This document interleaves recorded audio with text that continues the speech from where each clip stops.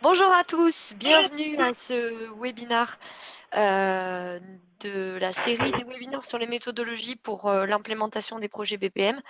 On est donc sur le deuxième chapitre de cette série et aujourd'hui j'ai le plaisir de présenter ce webinaire en compagnie de Denis Baudin qui est product owner freelance travaillant pour CGI et en ce moment pour le projet Altima. Je vous laisse vous présenter peut-être Denis, ensuite je me présenterai avant qu'on démarre. Oui, merci.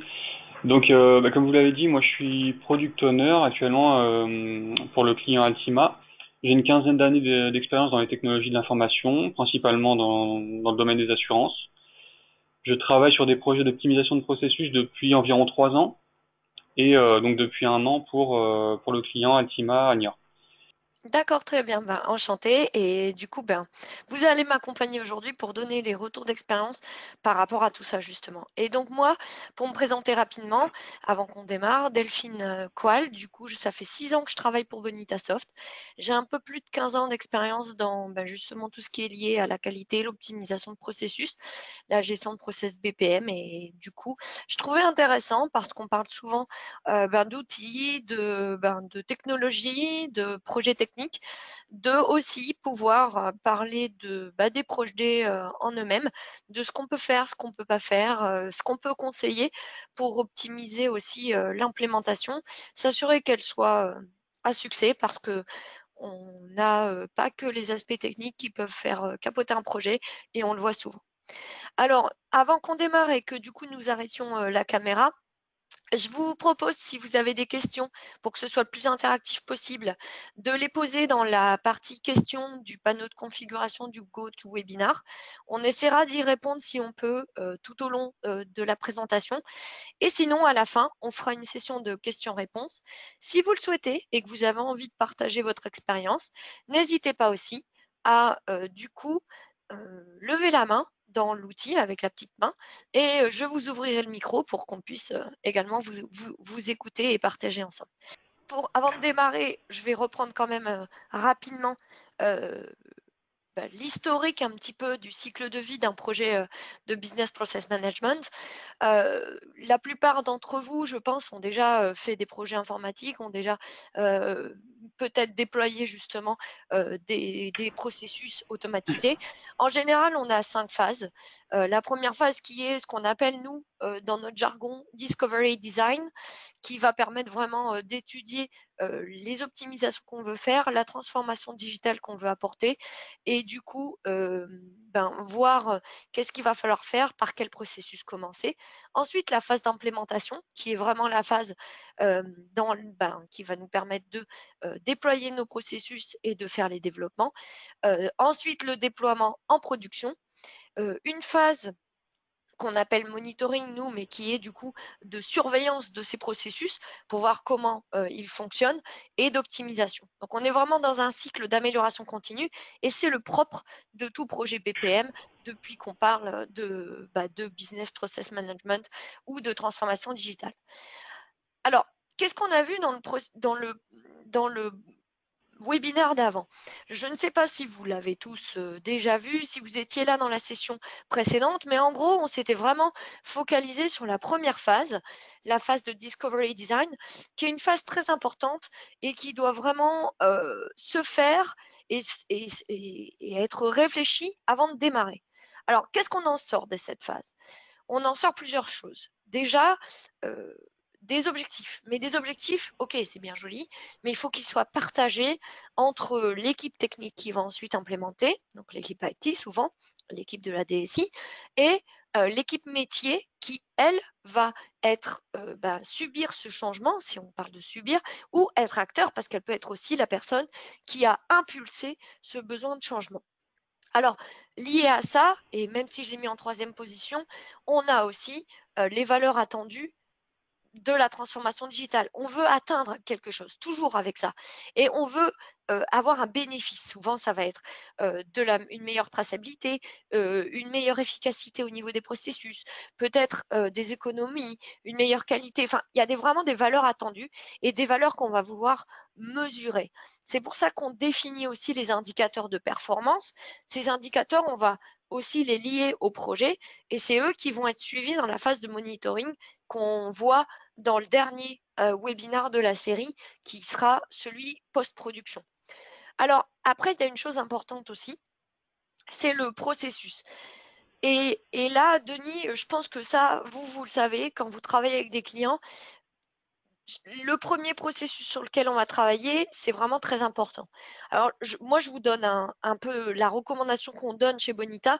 Vous me direz qu'est-ce que vous avez vécu en termes d'expérience.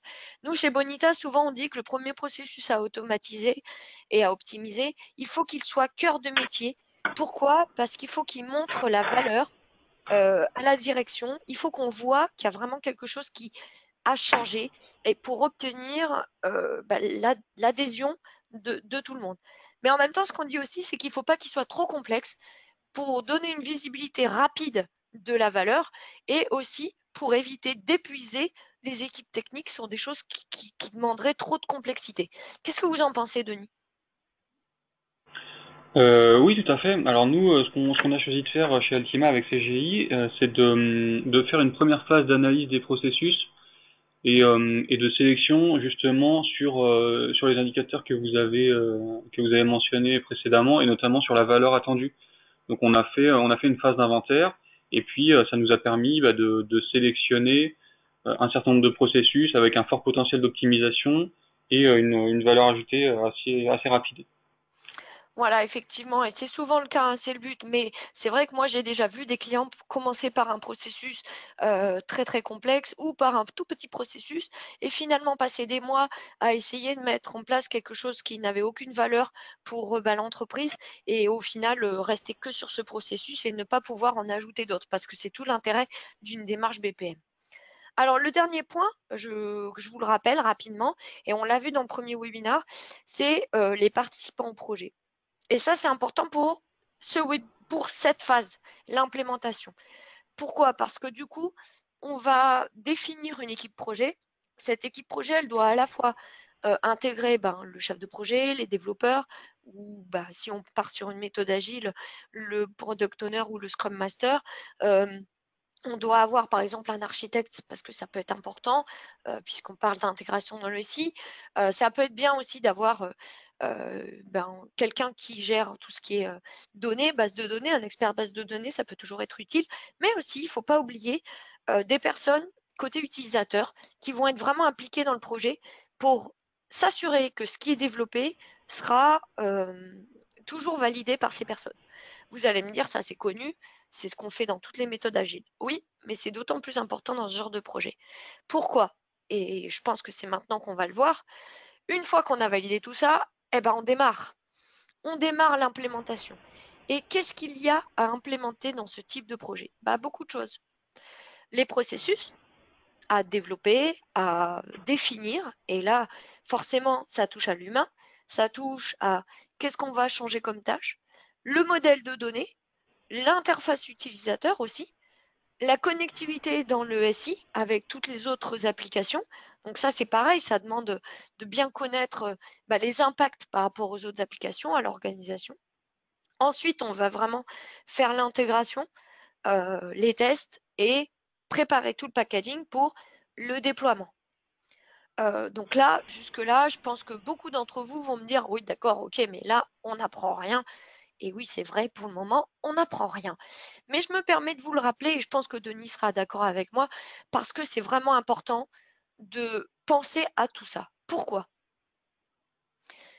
Parce qu'on a différentes méthodologies, et aujourd'hui, on parle de cycle en V, on parle de méthode agile.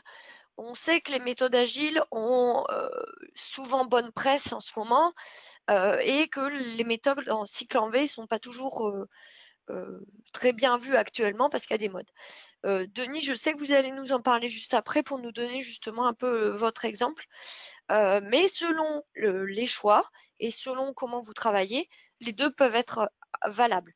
Donc, on peut avoir un impact en termes de coût et de temps. Après, Bonita, c'est quoi? C'est une solution ouverte, flexible. Donc, on sait déjà que le BPM, ça s'intègre dans le SI, qu'il y a un changement en termes d'organisation, que ça peut vraiment impacter fort les tâches. Par exemple, on peut se retrouver avec des tâches qui étaient gérées par des personnes qui vont être automatisées. Donc on a une solution qui appuie ça, qui est ouverte. On peut faire ce qu'on veut avec Bonita, entre guillemets, quasiment. Sauf que ça peut poser des vrais problèmes si on ne suit pas des bonnes pratiques. J'ai un exemple côté client, une assurance qui voulait en fait générer des rapports réguliers sur en fait, les clients et puis les gestions d'assurance pour améliorer la qualité. Donc, ils lançaient des rapports de façon régulière, je ne sais plus si c'est trimestriel ou mensuel, sauf que ils ont eu une approche qui était plus liée à l'aspect dossier, donc ce qu'on voit aujourd'hui avec du case management par exemple, et à l'époque, parce que ça date d'il y a 2-3 ans, quand ils ont commencé à faire le design du processus, quand ils ont commencé à le définir, en fait, en gros, ils ont fait une tâche qui tournait et qui était relancée sans début ni fin. L'impact que ça a eu, ça, c'est qu'ils ont eu de plus en plus de données et au bout d'un moment, ils se sont retrouvés avec un serveur qui se retrouvait bloqué ou en time-out parce que la tâche tournait en permanence mais n'avait jamais de fin. Donc, c'est le genre de bonnes pratiques qu'il faut connaître parce qu'une solution flexible, elle est super, elle peut s'intégrer dans l'ESI avec quasiment toutes les applications, mais elle peut aussi vous poser des problèmes. Ensuite, quand on parle implémentation, on veut gagner du temps souvent, on veut éviter du gâchis, on veut pouvoir être efficace et gagner un peu d'argent. On veut aussi s'assurer qu'en production tout soit stable, mais si on pense qu'au premier processus et qu'on s'arrête là, on risque d'avoir des vrais problèmes. Déjà, et ça, Denis, je pense que vous le connaissez bien avec les projets dans lesquels vous travaillez, souvent, les équipes de développement sont différentes des équipes de maintenance. Donc, si on ne pense pas à long terme, si on ne pense pas je prépare, j'optimise mon process et je livre tout pour faciliter ensuite l'évolution continue et l'amélioration continue, on peut se retrouver avec des gros problèmes de maintenance et des coûts qui vont être exorbitants, alors qu'au départ, on a fait un processus qui paraît simple et développé rapidement. Voilà, alors je ne sais pas de votre côté si vous avez eu ce genre de déconvenu, Denis, sur par exemple des évolutions au niveau des processus une fois qu'ils étaient en production.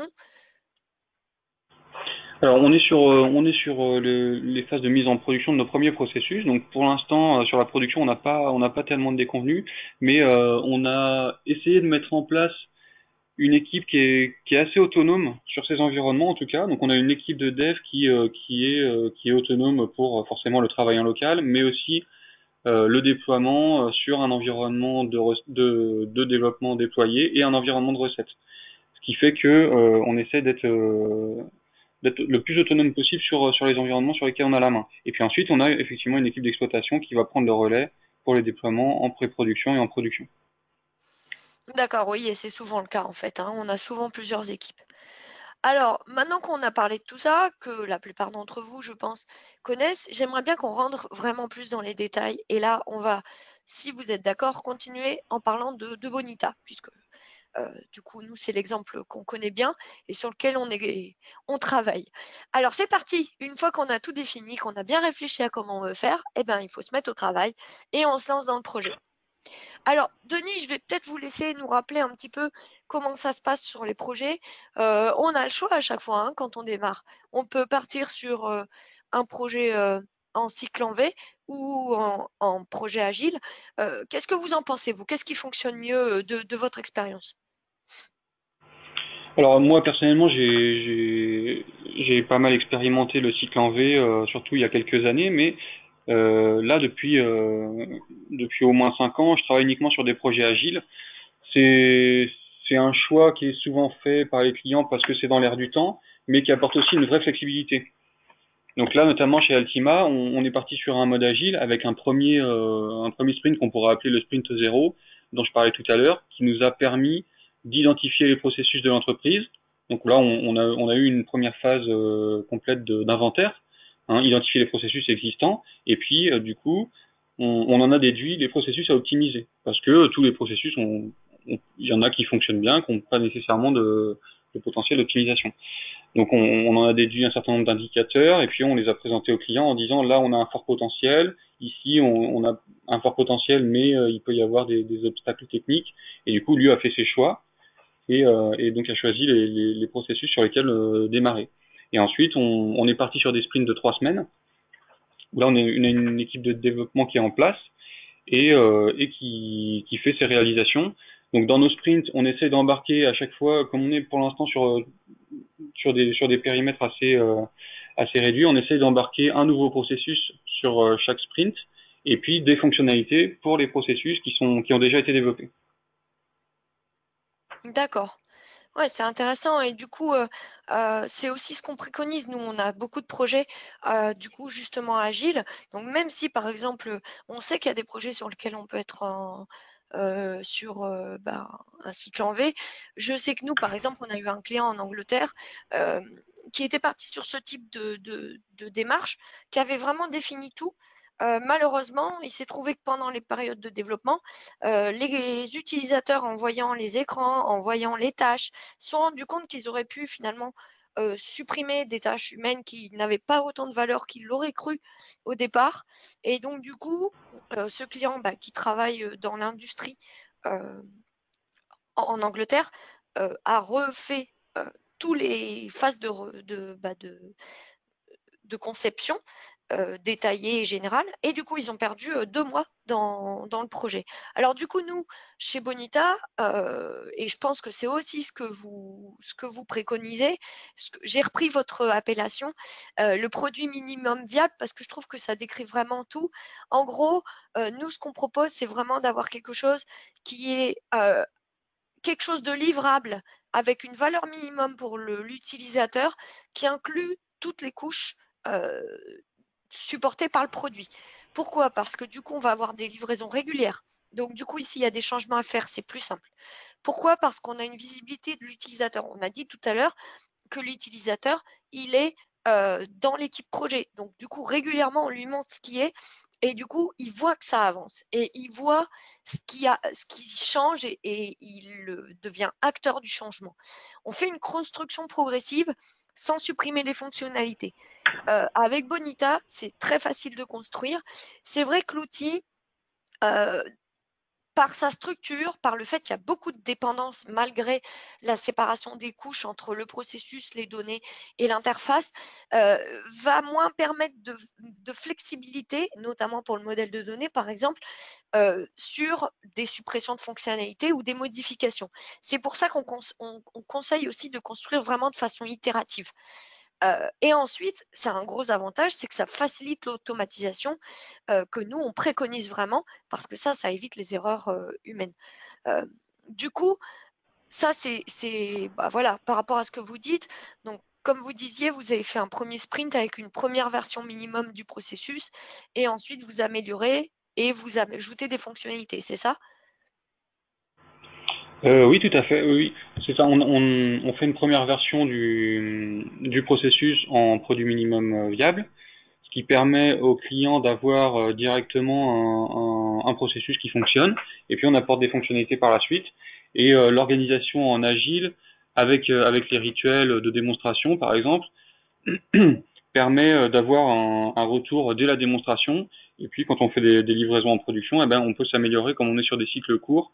On a des retours du client ou de l'utilisateur et on peut directement apporter des nouvelles fonctionnalités à sa demande ou des améliorations. Oui, exactement. Alors du coup, justement, on parle de ça.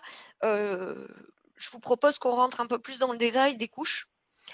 Alors, quand on parle des couches du produit et d'un produit minimum viable, voilà, là, vous avez devant vous tout ce qui peut, au maximum, du coup, être inclus, pardon, dans un sprint, dans un projet, dans un morceau de votre processus. On a le modèle de données. On a l'aspect organisationnel, forcément, on va toucher à l'organisation. On a le processus qui, lui, va évoluer. On a la connectivité dans le système d'information. On a ou pas l'interface utilisateur, mais de toute façon, il peut y avoir de l'interaction. Même si elle n'est pas obligée, on va quand même avoir une interface de monitoring, par exemple. On a la gestion de la plateforme et la sécurité, puisque souvent on est intégré dans le SI, il faut un minimum de sécurité. Alors je vous propose qu'on rentre dans le détail et qu'on voit pour chacun de ces éléments les bonnes pratiques et les retours d'expérience qu'on a et qu'on pourrait vous conseiller. Alors, on va commencer par le modèle de données parce que c'est vraiment important. Donc, comme vous le voyez sur le titre, notre but ici, c'est vraiment de construire le futur, donc construire notre futur produit qui va s'améliorer de façon itérative. Donc, je reste bien sur l'itératif tout le temps et ne pas casser le déjà fait.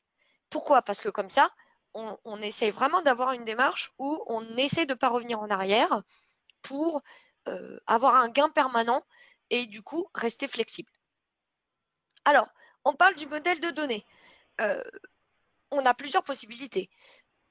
Les bases de données externes, donc alors déjà, il y a plusieurs choses à prendre en compte. On a la base de données processus, celle qui va stocker toutes les données du processus, les tâches, qui a fait la tâche, à quelle heure, quand est-ce que la tâche a démarré, fini, quel connecteur, est-ce qu'il y a eu des communications, est-ce qu'il y a eu des erreurs, etc.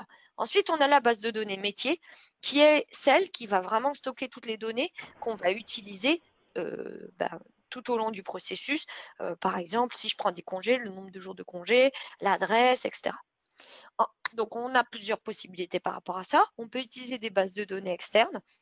On peut utiliser ce que Bonita propose et qui permet du coup de lier les données directement au processus et à l'interface utilisateur qui est le Business Data Model, ce qu'on appelle couramment BDM, et l'utilisation des variables métiers dans les processus. Alors, Denis, comment vous faites, vous, du coup, par rapport à ça? Comment vous avez utilisé le modèle de données? Comment vous l'avez défini? Alors nous, chez Altima, on a choisi d'utiliser deux stockages de données différents. On utilise la BDM pour tout ce qui est information concernant les processus, avec un minimum d'informations métiers. Et ça nous permet les données qui sont stockées dans la BDM vont nous permettre d'afficher des informations de supervision des processus. Donc on a fait on a fait ce choix-là parce que c'est des données qui vont pas beaucoup évoluer en structure. Et du coup, ça nous permet de définir notre BDM dès le début. On l'a définie dès le début et on espère qu'elle évoluera assez peu. Et ensuite, on a aussi une partie de nos données qui sont plutôt métiers, qui sont stockées dans un système de gestion de base de données à part, qui est du Postgre. Et ces données-là, potentiellement, peuvent évoluer nettement plus en structure et seront mises à disposition d'autres outils de l'entreprise, notamment le décisionnel ou d'autres briques de l'entreprise. Donc ça nous permet d'avoir une flexibilité et, euh, et d'éviter d'avoir à faire évoluer trop fortement la structure de données de la BDM. D'accord. Oui, ça c'est une possibilité, tout à fait. Et on a pas mal de clients qui l'utilisent. Ça donne vraiment la flexibilité par rapport aux données. Alors du coup, si vous souhaitez utiliser cette possibilité, c'est tout à fait possible. On peut se connecter aux bases de données externes sans problème, hein. Après, si vous souhaitez utiliser uniquement la BDM pour justement gérer l'automatisation de bout en bout qu'elle apporte dans l'outil, il y a 3 choses importantes à savoir. Et là, du coup, je vais vous présenter un petit processus. Donc là, je me base, comme vous pouvez le voir, sur un processus qui est une demande de congé. Donc là, je vous montre le processus finalisé. Il est assez complet avec plusieurs acteurs et plusieurs diagrammes qui vont permettre de gérer des phases différentes du processus, la demande, l'annulation, la modification, etc. OK? Donc, si je commence mon projet, je vais d'abord réfléchir à mon modèle. Donc, mon modèle par rapport au processus et à comment je voudrais le créer. Donc, pour ça, je vais aller dans mon modèle de données. Et en fait, là, on voit qu'on a 2 objets métiers. Je vais vous laisser imaginer parce que c'est vrai que j'ai pas fait l'action de supprimer avant. Mais en gros, on pourrait très bien se dire qu'on ajoute juste le premier business, l'objet business qui serait la demande de congé. Euh, pardon, j'ai mis un accent, c'est malin. Demande de congé. Et dans cette demande de congé, je pourrais très bien imaginer qu'on a le nom avec du coup obligatoire, hein, il faut qu'on sache qui c'est, le prénom, hop, pareil, obligatoire. Le nombre de jours, donc la date de départ. Voilà, donc là en date, voilà, aussi obligatoire. Et le nombre de jours, par exemple, et puis il va me calculer automatiquement. Voilà. Hop. Voilà, donc on peut très bien imaginer qu'on ajoute ça. Admettons, je ne suis pas tout à fait sûre de qui serait le manager parce que j'ai pas encore une bonne vision de mon organisation. Je suis tentée de le mettre, oui, mais imaginons que des choses changent. Bah, il vaut mieux pas le mettre, donc on va le supprimer. On reste sur ce qu'on connaît dans cette première itération. On fait les processus en fonction de ce qu'on connaît dans cette première itération et ensuite on ajoutera nos objets suivants, ce qui peuvent nous donner à la suite, voilà, comme vous pouvez le voir ici, un certain nombre d'attributs liés à l'objet, comme la possibilité d'ajouter un événement dans le calendrier. Voilà. Donc ça, c'est la première chose.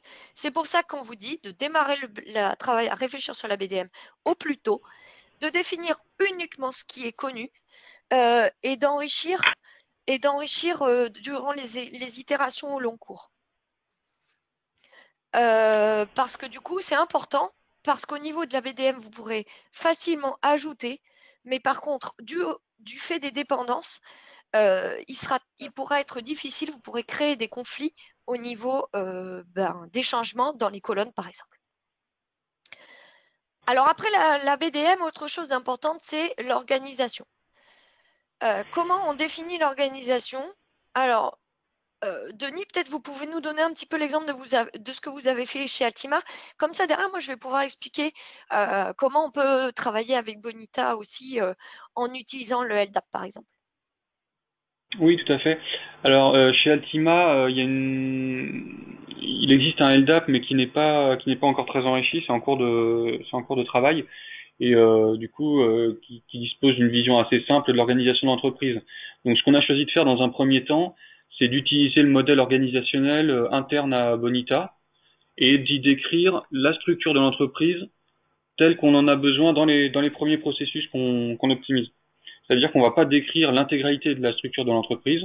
On va attendre que le LDAP soit complètement fonctionnel et complètement décrit pour pouvoir se brancher dessus avec le LDAP Synchronizer de Bonita. Mais dans un premier temps, on va fonctionner avec cette structure réduite qui est strictement nécessaire pour nos premiers processus.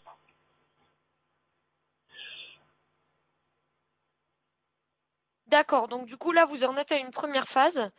Et ensuite, j'imagine que là, vous allez vraiment bien connecter et remettre à plat toute l'organisation.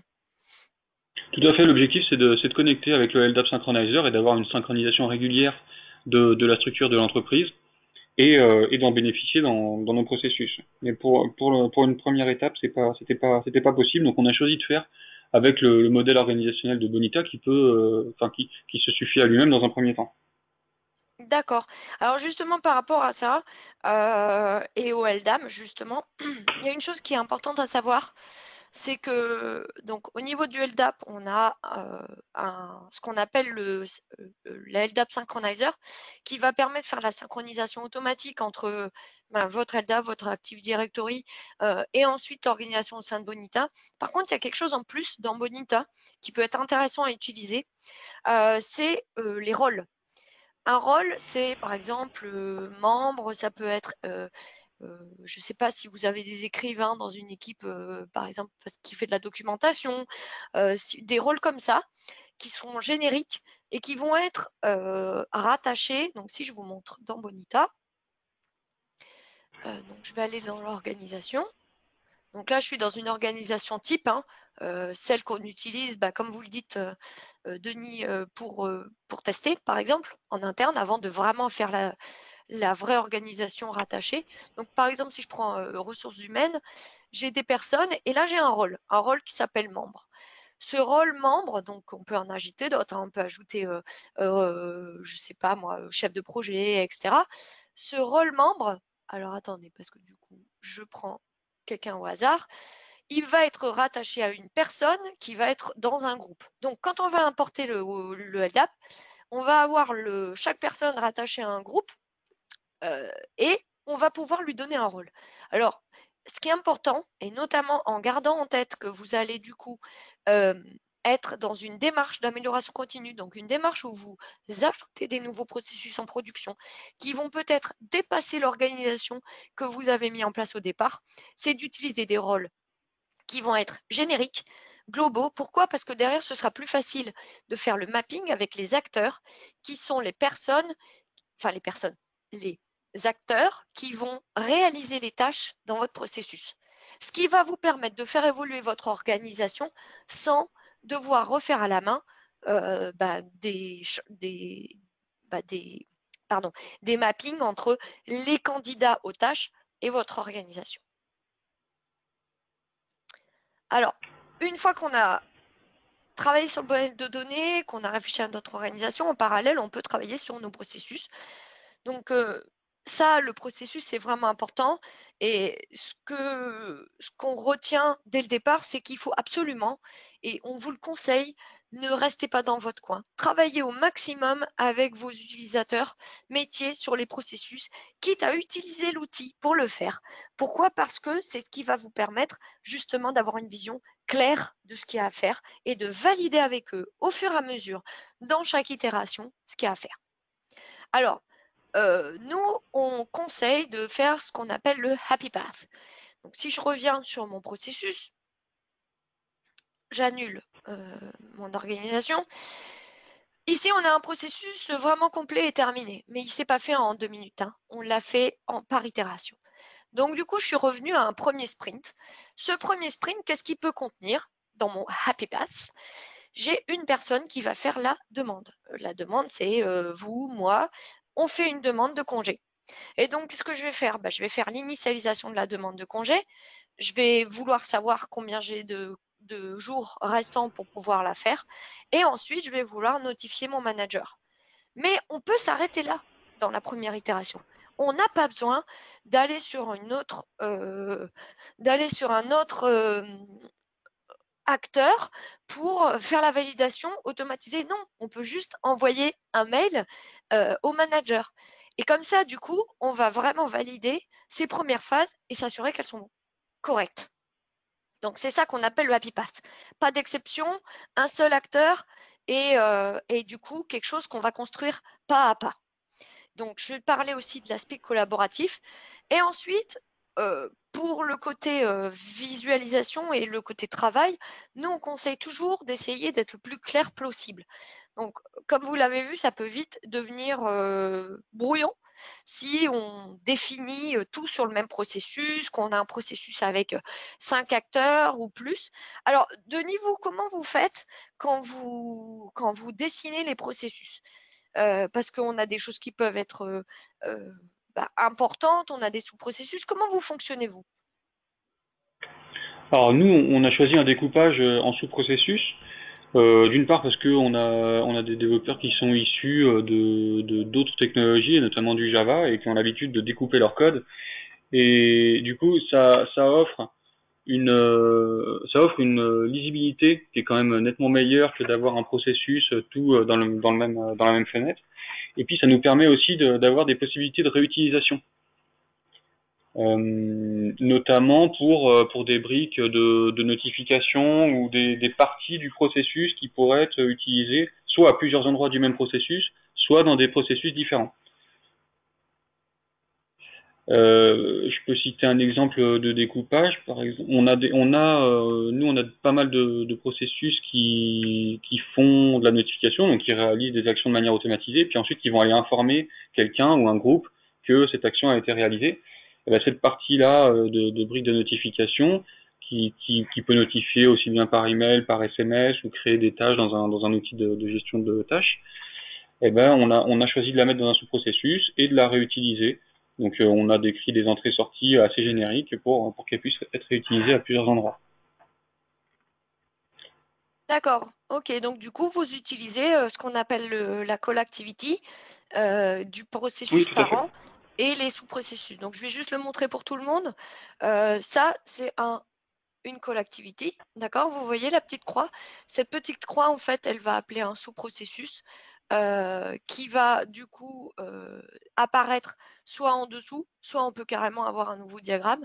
Et ce sous-processus, on peut même le définir directement dans le même pool. Hop, il va être lié à ma call activity et du coup, je vais pouvoir ajouter hop, mes tâches dans mon sous-processus. Une fois que c'est terminé, on revient à l'activité parente. Alors, comme vous disiez, Denis, je crois que par contre, votre équipe de supervision, parfois, ça, c'est pas toujours évident pour elle de prioriser les processus par an. C'est ça, en utilisant cette technique. Oui, tout à fait. Au moment de la mise en place de la supervision de l'équipe d'exploitation, on s'est rendu compte que c'était pas toujours simple de remonter au processus pair. C'est-à-dire qu'un processus qui va appeler plusieurs sous-processus à des niveaux différents, quand on a vraiment un sous-processus de plus bas niveau qui rencontre une erreur, c'est pas forcément évident pour l'équipe de supervision d'identifier le processus pair, c'est-à-dire le processus métier qui est en erreur. Et donc, ça va être compliqué d'avertir la bonne équipe métier d'un échec de processus. Mais là, on est en passe de trouver une solution, puisque en mode API, l'outil de supervision qui s'appelle Centrion, qui est utilisé ici, va réussir à remonter au processus pair par un lien de père-fils entre les deux processus. Oui, tout à fait. Alors l'autre solution justement pour pouvoir avoir de la visibilité sur les processus et tout en gardant le lien et du coup la traçabilité entre les deux, c'est d'utiliser les messages. Donc on est sur des événements qui vont envoyer un message entre deux processus et du coup par exemple, hop, si je reprends mon exemple de vacances, de demande de vacances, on va avoir ici un message. Donc attention, on ne parle pas de message email, hein, on parle bien de message BPM qui va derrière me permettre de savoir ce qui se passe et de travailler entre messages pour annuler la demande, par exemple. Donc là, je suis sur mon processus d'annulation. Si j'envoie un message qui annule la demande, ça va revenir dans le processus de demande et si le processus a annulé, on va terminer directement le processus parent. Donc ça permet d'avoir différents diagrammes, donc d'avoir des choses lisibles et de les lier entre eux. Donc voilà, on a deux façons simples et différentes, flexibles, de le faire. Alors, passons maintenant justement à la connectivité. Vous parliez d'API, donc ça tombe bien parce que du coup, ça nous permet d'enchaîner sur ce sujet. La connectivité, elle va se faire par par plusieurs points. On peut utiliser des connecteurs. Donc, on a beaucoup de connecteurs au niveau de Bonita, des connecteurs génériques, des connecteurs spécifiques. On va avoir des connecteurs de type CMIS pour les documents, par exemple. On a des connecteurs de type Google Agenda. On a un connecteur de type Office. On a des connecteurs de base de données, par exemple, etc. On va avoir les API, pardon, Java au niveau du moteur pour récupérer des données du moteur et REST plus pour l'aspect front-end. Et on peut même créer ses propres REST API par la possibilité de faire des REST API extensions. Alors, du coup, vous, comment vous utilisez, comment vous avez développé ces différentes briques de connectivité? Alors nous, toujours sur notre mode agile, on a eu pendant notre première phase projet où on faisait l'identification des processus métiers, l'équipe technique travaillait à développer les connecteurs qui n'étaient pas disponibles dans Bonita. On a utilisé tous les connecteurs disponibles qui nous étaient utiles, notamment connexion à la base de données, appel d'API. Et puis on a aussi des briques du SI, des progiciels par exemple, qui sont pas référencés dans Bonita, pour lesquels on a développé des connecteurs maison. Donc en fait c'est uniquement des briques, enfin des sous-processus d'appel de ces API là qui sont pas connus par Bonita, qu'on a nous rendu génériques et qu'on a exposé en connecteurs réutilisables. Donc c'est des connecteurs qu'on a appelés connecteurs maison. D'accord, oui, tout à fait. Ça, c'est possible, hein. On peut faire un petit peu, comme je disais, un petit poteau en termes de connectivité. Alors, nous, ce qu'on préconise souvent, et notamment justement, soit pour l'aspect réutilisation, soit pour bien séparer les différentes couches, c'est d'utiliser les connecteurs sur la partie plus process et d'utiliser tout ce qui est REST API justement pour l'aspect connexion directe entre l'interface utilisateur, par exemple, et la base de données métier. Ça va me permettre de passer à l'étape suivante. Alors, juste avant, personne n'a posé de questions pour le moment. N'hésitez pas, j'en profite. Même si on n'y répond qu'à la fin, n'hésitez pas à mettre déjà vos questions dans la partie dédiée du panneau de configuration, ce qui nous permettra de les voir et d'y répondre en fin de session. Voilà, le but c'est vraiment qu'il y ait de l'échange dans cette session, donc n'hésitez pas à poser vos questions. Donc je reviens à l'interface utilisateur. On sait qu'on a plein de possibilités en termes d'interface utilisateur et on sait très bien qu'un projet d'optimisation de processus, même si on automatise une partie, on a tout un aspect qui peut être lié à l'interface utilisateur. Alors, qu'est-ce qu'on a comme possibilité? On peut tout à fait utiliser Bonita ou pas dans la création d'interface utilisateur. Par exemple, nous, on a quelques clients, je dis beaucoup, mais non, c'est quelques clients qui utilisent un développement totalement custom et qui connectent Bonita, mais qui n'utilisent pas la fonctionnalité d'interface utilisateur de Bonita, juste le portail pour pouvoir faire du monitoring. Ensuite, on peut avoir aussi la possibilité d'avoir un portail externe auquel on va intégrer des formulaires Bonita, par exemple en iframe. Ça, c'est tout à fait possible aussi. Ou on peut décider d'utiliser totalement Bonita. Et là, je me permets juste de vous montrer. On va utiliser la création de formulaires liés à des tâches, par exemple. Donc, si je viens dans le UI Designer, donc ça, c'est notre outil pour créer de l'interface utilisateur. Vous voyez ici que on a créé automatiquement, en fonction des tâches, les formulaires de demande par rapport au processus de demande de vacances. Donc, à partir des données, il y a des choses qui sont créées automatiquement et ensuite, vous pouvez tout à fait compléter en ajoutant des widgets, en créant vos propres widgets. On a aussi la possibilité, via ce même outil, de faire des pages qui peuvent inclure une logique dans le cadre du processus et dans une même page, avoir plusieurs formulaires qui s'affichent en fonction de l'étape. Et ça, c'est une autre possibilité qu'on laisse qui permet d'avoir du coup la logique plutôt côté interface. Donc, de notre côté, nous, on conseille, pour éviter de surcharger les pages, de garder la logique dans le processus, comme c'est ici. Et en fonction des étapes, quand on a une étape humaine, d'y ajouter un formulaire ou une page dans l'application. Mais on peut tout à fait faire différemment. D'ailleurs, Denis, je crois que vous avez fait un peu un mix des deux, non? Je pense que je peux passer sur le transparent suivant pour montrer un petit peu comment vous avez fait. Oui, tout à fait. Alors nous, on a utilisé deux modes d'interfaçage utilisateur. Le premier qu'on voit là à l'écran, c'est effectivement les formulaires. Donc ça, c'est les formulaires qu'on expose nous à partir d'un outil qui est disponible chez Altima, donc qui débranche sur ce formulaire-là au moment de faire une demande de dérogation. Là, le processus concerné, il gère les demandes de dérogation pour la gestion contrat. Donc là, ce qu'on voit sur la fenêtre à gauche, c'est qu'on a un premier onglet formulaire avec deux sous-onglets demande et réponse. Le gestionnaire va pouvoir venir saisir les caractéristiques de sa demande de dérogation, donc la référence du devis, le produit qui est concerné, les formules, le délai de réponse attendu, et puis le motif de la demande de dérogation. Et ensuite, le manager ou le responsable technique va pouvoir apporter une réponse. Donc, entre la demande et la réponse, eh ben, on a un workflow de la tâche qui est géré dans un processus Bonita. Mais le manager va pouvoir apporter sa réponse, donc soit autoriser, soit interdire la dérogation, soit la mettre en attente de décision, et puis l'affecter à un destinataire différent. Dans ce processus-là, on gère aussi une escalade automatique, c'est-à-dire que si la demande n'a pas reçu de réponse au bout d'un certain temps, donc avec un timer dans Bonita, on va automatiquement la réaffecter à quelqu'un d'autre de disponible. On peut peut-être passer à la slide suivante.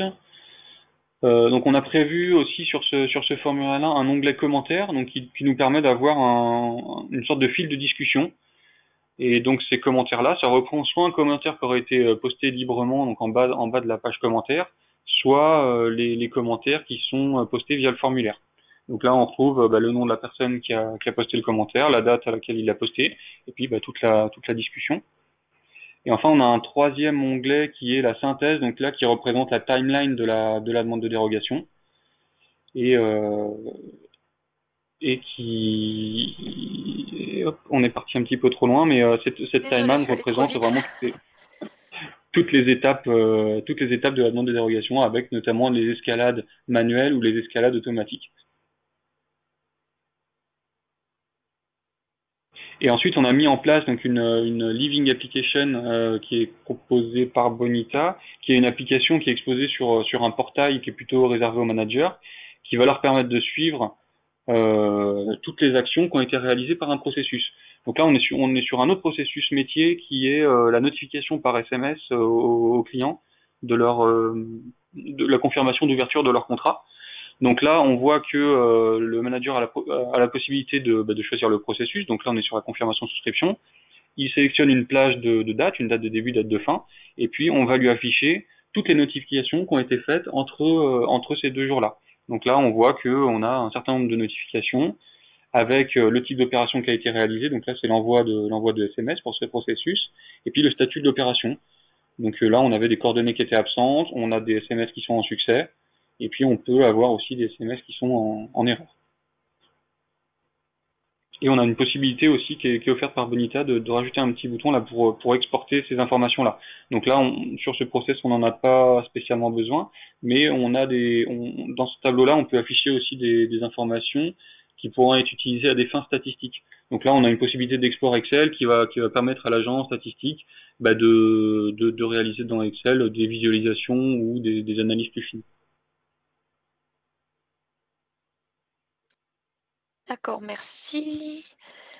Du coup, ben, une fois qu'on a défini tout ça, enfin, tout au long de toute cette définition, donc, comme vous l'avez vu, on a vu pas mal de choses déjà. On a vu l'interface, la connectivité, etc. On n'est pas obligé de tout faire dans l'ordre chronologique. C'est-à-dire que, par exemple, Denis expliquait tout à l'heure que le set de connecteurs qu'ils ont développé pour permettre la réutilisabilité, ils l'ont fait au début du projet. C'est-à-dire qu'ils l'ont fait même avant d'avoir finalisé par exemple le processus. Donc ça, ou l'interface utilisateur. C'est tout à fait possible. On peut faire les choses de façon en parallèle. D'ailleurs, c'est l'objectif. C'est d'ailleurs la raison pour laquelle au niveau de la plateforme, nous, on conseille d'utiliser des outils à la fois collaboratifs, de gestion de version et de déploiement automatisé pour permettre justement de gérer tout ça et de travailler de façon je dirais asynchrone, collaborative et rapide. Alors au niveau des installations justement, nous ce qu'on préconise souvent c'est de ne pas forcément installer tout de suite. Forcément vous allez peut-être vouloir installer votre serveur de développement et un serveur de test pour pouvoir commencer rapidement à itérer. Mais c'est vrai que la pré-production et la production qui sont en fait là je vous dis un petit peu les environnements minimums qu'on pense qui sont importants. Après, forcément, parfois, on va juste avoir un dev, une recette et une prod. Mais le but, c'est de pouvoir, en fait, gérer les itérations, les tester en développement, s'assurer qu'on a une bonne stabilité, faire des tests finaux avant la mise en production. Et une fois la prod mise en place, décorréler un petit peu les cycles de vie de chacun. Alors, nous, on vous préconise aussi, et c'est par exemple ce qu'on propose via le module Bonita Continuous Delivery, d'automatiser au maximum. Au sein de Bonita Studio, vous avez la possibilité de faire tout ce qui est gestion de version, gestion collaborative via Git. Ensuite, nous, on travaille avec Jenkins, on a des outils type Docker qui vous permettent de gérer des images de vos environnements et donc de faciliter aussi leur déploiement. de les automatiser. C'est vrai que ça, ce sont des vrais avantages. Il faut juste bien le définir au départ pour que ce soit facile à maintenir ensuite et pour que vos DevOps ou votre équipe de prod sache comment fonctionner. Un dernier point qui me semble important, c'est que vous avez beaucoup d'artefacts à déployer, donc c'est bien de bien gérer vos versions, de faire attention à tous ces artefacts. Et en production, quand vous avez une montée de version, on vous conseille de pas forcément faire des montées de version à chaque version de maintenance, mais plutôt de gérer votre dev un peu indépendamment de la prod et faire une montée de version de Bonita, par exemple une fois par an. Des montées de version de processus, vous pouvez en faire autant que vous voulez, surtout en déploiement automatisé. Les versions de Bonita, on vous conseille de ne pas en faire trop souvent pour éviter d'introduire de l'instabilité. Alors, Denis, par rapport à ça, vous avez fait comment? Alors nous, en termes de serveurs, dans un premier temps, on a choisi de mettre en place. Alors on avait pour but de disposer de 4 serveurs par rapport aux environnements qu'on avait choisis développement, recettes, pré-production et production. Et donc on a mis en place dans un premier temps les serveurs de développement et de recettes pour pouvoir commencer à itérer et à produire et à faire tester nos utilisateurs. Et puis, au bout de à peu près la cinquième itération, on s'est dit qu'on avait des processus qui étaient assez matures pour passer en production. Donc, on a demandé l'installation des serveurs de pré-production et production.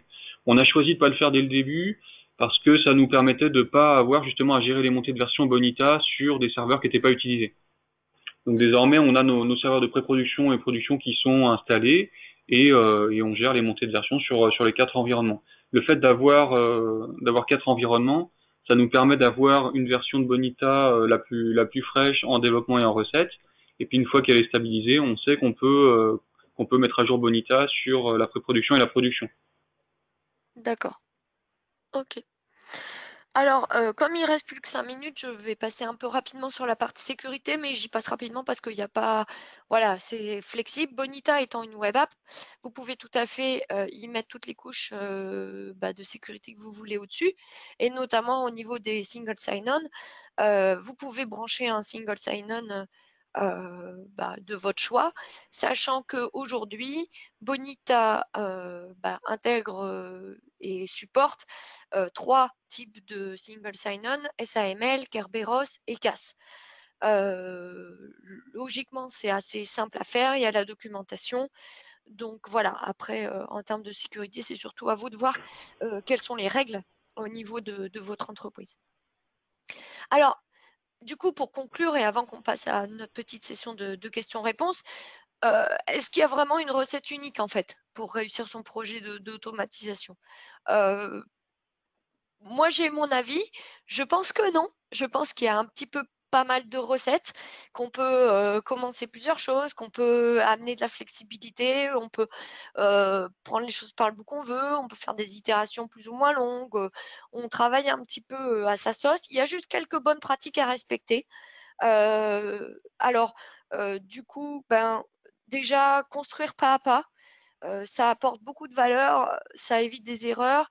De toute façon, je pense qu'un changement, c'est toujours quelque chose qui arrive pas à pas. Pensez bien à votre modèle de données. Denis vous l'a dit et je pense qu'il vous le redira. C'est un des points les plus critiques dans la mise en place parce que si vous ne le construisez pas dès le départ, mais progressivement et que vous voulez tout faire d'un coup et que vous avez besoin de faire des changements sur vos colonnes ensuite, etc., vous risquez d'avoir des problèmes parce que voilà, c'est construit comme ça et il y a beaucoup de dépendances. Au niveau de l'organisation, essayez de penser général et pas uniquement sur un processus. Et comme on le disait, itérer en développement. Alors Denis, je ne sais pas si vous avez peut-être quelque chose que vous souhaitez ajouter pour notre auditoire aujourd'hui par rapport à votre propre expérience. Oui, alors je confirme ce que vous avez dit hein, sur le modèle de données et aussi sur la partie connecteur, le fait d'anticiper, ça peut éviter un certain nombre de déconvenus. Je rajouterais que nous, on a vraiment choisi de travailler avec les utilisateurs et ça nous permet d'avoir vraiment une réactivité, de fonctionner en démonstration et de travailler aussi avec eux sur le cadrage des processus. Ça évite vraiment l'effet tunnel qu'on pouvait avoir en cycle en V et on se remet en question régulièrement et on remet en question nos processus. Et voilà, cette évolutivité là est bien appréciée de nos utilisateurs. Très bien, bah merci beaucoup Denis en tout cas pour votre participation et pour ces éléments très intéressants. Je vous propose qu'on passe du Avec coup plaisir. à la partie de questions-réponses. Alors une petite question pour vous Denis peut-être. Est-ce que vous pouvez redire ce qui vous a poussé à faire le choix de mixer la BDM et la base de données externe et pas utiliser uniquement la base de données, la BDM. Alors on avait besoin, ce qui nous a principalement poussé sur ce choix-là, c'est qu'on avait besoin que les données soient disponibles par un outil externe. Donc on voulait pas, je saurais pas dire s'il y a des obstacles à ça en utilisant uniquement la BDM, mais nous on voulait pas être pieds et poings liés avec la structure de données qu'on définissait dans Bonita. On voulait avoir vraiment une structure de données qui soit accessible de n'importe où dans le SI et qui soit disponible intégralement. D'accord. Je vais ouvrir le micro de Pascal. Hop. Voilà, allez-y, vous pouvez poser votre question, Pascal. Bonjour, j'étais en train de rédiger justement la question. Dans le cas d'une mise à jour de processus, c'est des choses qui vont arriver une fois que c'est en production, c'est le retour d'expérience et l'avantage de l'agilité que vous évoquiez. À qui confiez-vous ces tâches? C'est à l'intégrateur ou au client? Et si jamais c'est au client, est-ce que c'est des tâches que vous confiez au métier ou est-ce que ça doit rester à la main de la SI? Bah, Denis, je vous laisse démarrer, puis je compléterai rapidement. Oui, alors nous, moi, je me place plutôt côté intégrateur, et c'est vrai que on a beau dire, c'est quand même assez difficile de donner complètement la main à quelqu'un, à un référent métier sur cet outil-là. Donc nous, on a plutôt travaillé en mode design de processus sur un outil plutôt orienté dessin, où là, on va dessiner les briques et le métier va pouvoir faire ses choix, éventuellement y faire des modifications. Et après, on a plutôt une équipe côté SI qui va réaliser les modifications en elles-mêmes sur le processus. D'accord, pour pouvoir conserver, j'imagine, la maîtrise de la mise en production et peut-être les tests de régression et des choses comme ça? Oui, tout à fait. Ben, on a tout un système ensuite de montée en production qui est industrialisé. Donc derrière, de toute façon, on va réaliser un certain nombre de tests qu'on aura automatisé éventuellement avec une plateforme d'intégration continue. Mais effectivement, on a quand même des briques qui sont assez techniques hein, sur Bonita. Et il peut y avoir un petit peu de code aussi derrière certaines activités. Et voilà, on a besoin de garder la main là-dessus pour maîtriser. Du coup, j'ai une deuxième question sur un deuxième volet à cette question qui s'adresse peut-être plus à Delphine. Le module BCD aujourd'hui est un module optionnel, mais est-ce que vous considérez qu'il est plutôt fortement recommandé au vu des typologies de projets que vous pouvez déployer? Alors, pour des projets de type, j'allais dire, assez critique, c'est-à-dire qui demandent vraiment d'avoir de l'intégration continue, de pouvoir être vraiment avec de la mise en production régulière, de l'amélioration régulière ou des processus critiques, par exemple, qui, quand il y a une erreur en production, vont demander et qu'il faut corriger, vont demander vraiment d'avoir une démarche complète. Oui, on le recommande. C'est aussi dans cette optique qu'on l'a créé. C'est d'ailleurs un module qu'on va nous intégrer dans notre offre cloud pour assurer vraiment la fiabilité des déploiements pour nos clients. Donc, alors oui, c'est pour ça aussi que c'est un module qui est vendu et qui est optionnel, mais vendu à nos clients. Il n'est pas disponible sur la communauté, je préfère le préciser. Hein, je ne sais pas quel est le pourcentage ici de personnes qui utilisent la communauté. Alors, comme il est déjà 12h02, je vais prendre encore 2-3 questions jusqu'à 12h05, si vous êtes d'accord. Je vais répondre rapidement à Zacharia en disant que oui, pour la documentation, si vous souhaitez débuter avec Bonita, il y a le Getting Started qui est disponible dans la documentation qui vous permet de créer un processus de bout en bout et de mettre en œuvre une petite application. Ça vous donne du coup un peu la vision de tout ce qu'on vient de discuter et même plus en détail. Alors, Jean-Michel nous posait justement la question de comment tester les processus de façon automatisée. Je crois qu'on est en train plus ou moins d'en parler, mais du coup, vous avez mis en place une démarche automatisée, Denis, du coup, au niveau des tests? Oui, pardon, j'étais en mai. Ah, On n'a pas mis en place de tests automatisés pour l'instant, c'est la cible, mais pour l'instant, on organise plutôt des campagnes de tests. Donc avec une première phase de test plutôt informatique et ensuite test utilisateur. d'accord. Alors, là, du coup, par rapport à votre question, euh, nous, on avait à une époque proposé en mode lab tout un outillage d'intégration continue. Du coup, pour les tests, ça dépend. Vous pouvez faire vos tests avec des outils de tests automatisés. Dans le module BCD inclut la partie test automatisé. Après, je vous avoue que je ne saurais pas trop vous conseiller un outil en particulier. Donc, j'ai une autre question. Y a-t-il un moyen d'estimer la charge en termes de développement nécessaire pour la mise en place d'un nouveau processus? Écoutez, alors je vais commencer par répondre, puis je vais laisser après Denis répondre rapidement, puis du coup ce sera la dernière question. On est en mode itératif, donc la charge qu'on va pouvoir estimer, ça va être la charge qui va être liée à la valeur qu'on va vouloir développer dans une itération.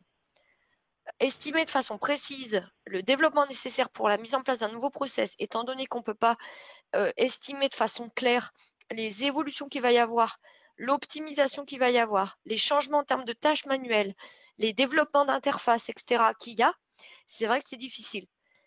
Du coup, c'est la raison pour laquelle, en général, on préconise aux utilisateurs de réfléchir aux valeurs, d'essayer de les découper et progressivement d'amener de la valeur. Alors oui, je sais, quand on travaille et qu'on est intégrateur et qu'on travaille avec des clients, c'est pas toujours évident.